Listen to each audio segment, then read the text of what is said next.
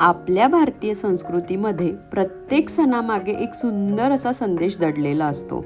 त्यातला सर्वात खास म्हणजे विजयादशमी म्हणजेच दसरा. हा फक्त सण नाही तर धर्म, शौर्य आणि सत्याच्या विजयाची प्रेरणा आहे. दसरा किंवा विजयादशमी हा धर्माचा अधर्मावर विजय म्हणून साजरा केला जाणारा महत्त्वाचा सण आहे. या दिवशी भगवान श्रीरामांनी रावणाचा वध करून सीतेची सुटका केली.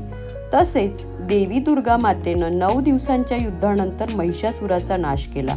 म्हणूनच दसरा हा शौर्य, न्याय आणि सत्याचा विजय म्हणून मानला जातो. या दिवशी शस्त्रपूजा, वाहनपूजा व पुस्तक पूजा करण्याची परंपरा आहे. कारण आपल्या उपजीविकेची साधनं हीच खरी देवता समान मानली जातात. या दिवशी शेतकरी पिकांची पूजा करून समृद्धीची प्रार्थना करतात. व्यापारी लोक नवीन खाती उघडून सोनेरी सुरुवात करतात. कुठलेही शुभ कार्य करण्यासाठी दसऱ्याचा दिवस खूप शुभ मानला जातो. दसऱ्याचं आणखी एक वैशिष्ट्य म्हणजे आपट्याची पानं वाटणं.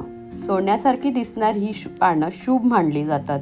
सोने घ्या, सोने द्या आणि सोन्यासारखे राहा असं म्हणत ही पानं एकमेकांना देण्यामागे हेतू म्हणजे समृद्धी, सौभाग्य आणि आनंद सगळ्यांसोबत वाटणं.